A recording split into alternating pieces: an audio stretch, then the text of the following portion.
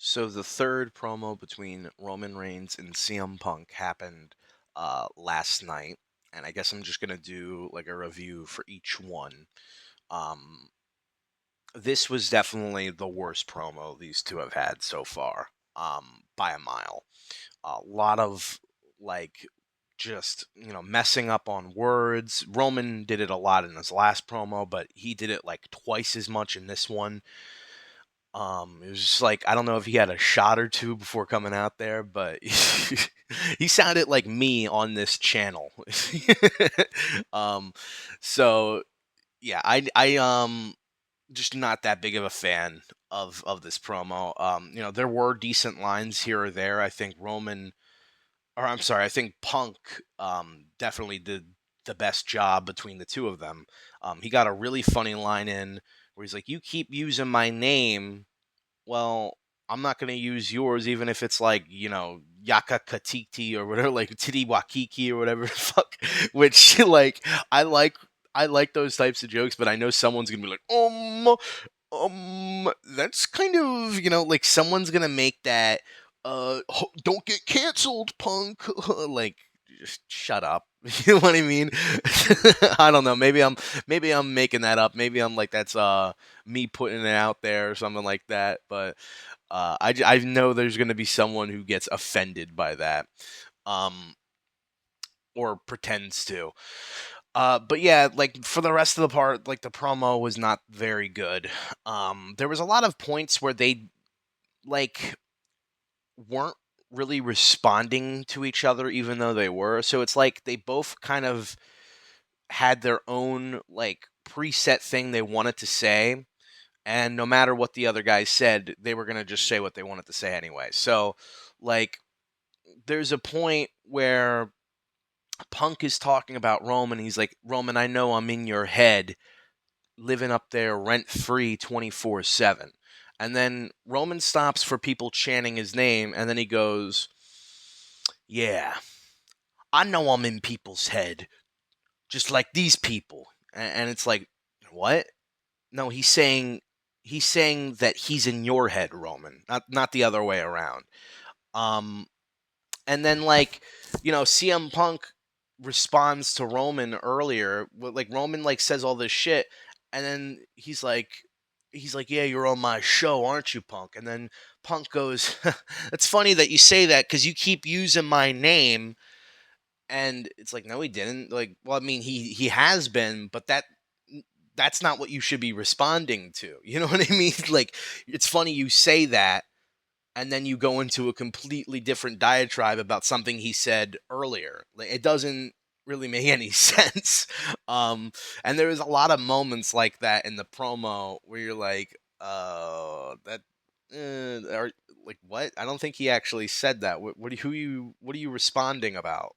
Like something that he said 2 weeks ago. Like it was yeah, I don't know, it felt very awkward to me. um it felt like both guys kind of were like out there just like saying whatever. And I don't know, if you would ask Punk and Roman, I think they both would probably be like, yeah, I could have done better. Or maybe they'd be like, nah, I did fucking great, you fucking fat piece of shit, Mark. Probably that. But I just think it could have been done better. And then what Roman said at the end, after, let's be honest, he has been kind of getting dominated in these promos. Um, he gets punched by Punk after he says he's old and stuff, and he goes on this big tire drive about like I'm more successful than anybody you've ever wrestled, which is like arguable at best. Not really. I mean, he's gone against pretty successful people besides you. Um, and he's beaten them too. So it's like, I don't know. They keep trying to push this narrative that Roman is like supposed to be the goat in this business. It's annoying.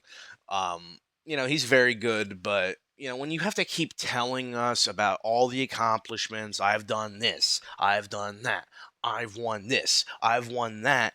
It's like okay, cool. But what else? Like with Punk, he's accomplished a whole lot in his career, but you're not watching his promos for him to go, I've won this title, and I won this title, and I main event at this show, and I main event at this show. And that's what Roman kind of feels like. He just feels like I'm gonna just brag about every accomplishment I've ever had. And it doesn't really make for an interesting promo. I don't know. Sometimes it does and sometimes it doesn't. And it doesn't fit with whatever this character of Roman is supposed to be. I don't know why I'm supposed to be sympathetic with this character. I don't know. I know he's over as hell. I I get it, but I find I find him to be really unlikable, and maybe a character change or a slow character change since WrestleMania 40 would have helped. But it's like he's just the same person he was before he lost the belt. You know what I mean? Like he's just kind of an asshole. So I don't know why I'm really supposed to be rooting for him outside of the fact that he's over. And I think WWE should have kind of made his character a bit more likable. But maybe people enjoy that aspect of Roman is that he just talks shit and he's an asshole. I get it, whatever. But I am definitely rooting for Punk in this storyline because although he said some crazy shit about Roman's dad, I mean he just comes off like a little bit more not like a complete selfish person, which is like crazy because in real life, yeah, but at the end of the day, this wasn't the strongest promo these two have had. And probably we're gonna go another either 2 or 3 weeks until the next promo. Um, this is definitely still, I think, the most hyped up match on the card. Um, I'm not really that interested in Roman or Randy and Cody. I know a lot of people are, even after that segment with like Randy turning heel and stuff. I don't know. We've seen it before. Cody gets bloodied up. Randy snaps and he goes crazy. We've seen this stuff before. Um, so like maybe they'll do something different with the storyline, or maybe the storyline will really be captivating. But right now, I'm like going into it like, yeah, I'm sure these two will have a good match. I like Cody. I like Randy. Um, we'll see how it goes. But I'm not like expecting anything groundbreaking from the storyline. I do think there needs to be some sort of like big ending at WrestleMania with this match. I mean, especially if this is going to close out night one. Um, I don't know. Who really cares though? You know what I mean? Like WrestleMania just doesn't feel like AJ Styles said. It just doesn't feel all that important. One thing I wanted to point out was that there was a promo backstage with Logan Paul and Austin Theory and Paul Heyman, and Logan was really fucking good in this promo. Like he was playing almost a different character than you've ever seen him before. He was playing this really intense, like, we'll do this for you. Like, and I don't know, just like something about it. Like, I really, really, dude, I don't give a shit what people say. Whatever you think about the guy in real life is not my fucking concern. I don't care. I think Logan Paul is a tremendous wrestler lately. Like not lately, like since he's shown up, I have been so impressed by him and more impressed by his promo skills and just like the guy has it. The guy fucking has it to be a massive star in this industry. I don't know, and he's been around like lately a lot, so maybe that's only for WrestleMania season, but he was here even before that, so I don't know. But I think one of the best things about this Vision storyline, even though it has been a lot of fumbles, is the fact that Logan Paul has gotten more screen time. And that was just go check out that segment with him and Paul. It was really good. Although I'm not a fan of like Paul Heyman's blubbering and like I don't know. Every time they do his storyline with him now, they have to make him look disgusting and gross. Like I shouldn't feel the same level of like, you know, uncomfortableness that I would feel if I like watched a grisly murder. You know what I mean? Or if I saw someone get molested. Like that's the same type of like feeling I get when I see Paul Heyman's face with like the red on his eye and like the snot and the tears. It's like he just I get it, man. You can act. Sort of. I don't know. Maybe they spray something in your eye before you come out there. Um, but yeah, you can act, but I mean, it doesn't really matter because the same promo is cut from you time and time and time again. And like, he comes out and he's blubbering. He's like, I wasn't gonna, I wasn't gonna do anything. But you effed me, and it's so annoying when he's crying and he's upset and he's this emotional turmoil in his face, but he's gonna say you f me, I f you, like come on, bro, and then he's like f f a f o f a f o f a f 5. I'm like, what? Can someone explain to me what that mean? Like FAFO means? Can someone explain that to me? Because it just might be me being completely stupid and not knowing like what like lingo like that means, but I have no clue what FAFO means. You know what I mean? Like, did anybody get really confused at that part of the promo? And it felt like a really contrived way to get to F5. And then it turns out that he's not even going to be wrestling Seth. It's going to be Ubafemi, Ubafemi versus Brock, which a lot of people are excited for. I think from what I've seen of Ubafemi, he looks pretty cool.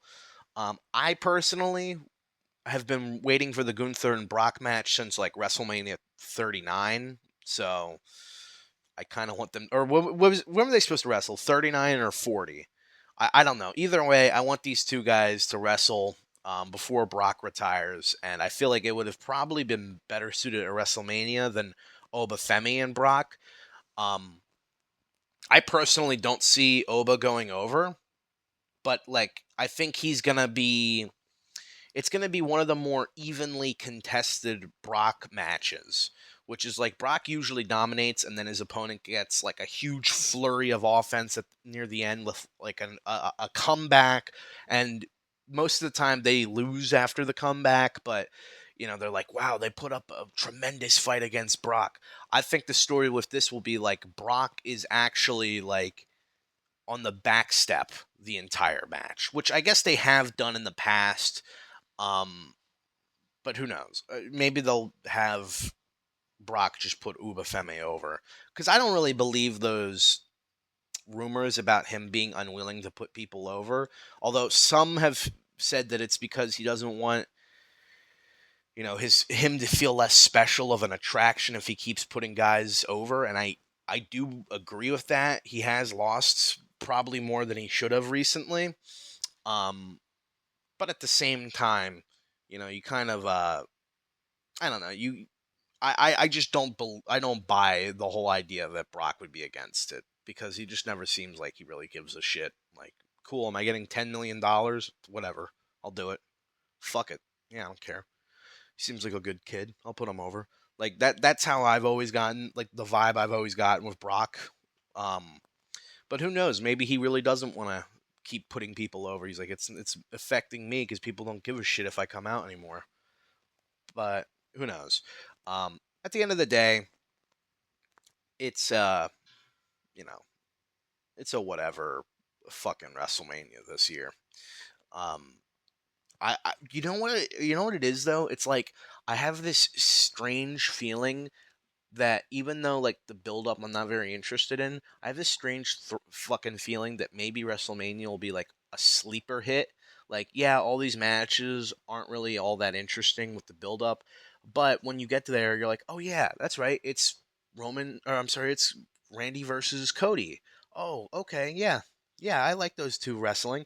And so it's like I don't think it's going to be for a very interesting build up. It's not going to make for that, but it's going to make for most likely a fun show. I hope. I really hope because last year's WrestleMania was a buzzkill, especially after WrestleMania 39 and 40, which, in my opinion, are like the best two WrestleManias that we've had in decades. Maybe since the early 20s. Uh, that's just my opinion, though. Leave a comment if you disagree. Leave a comment if you think I'm a piece of shit. Leave a comment if you think I should be fucking sniped while walking to work.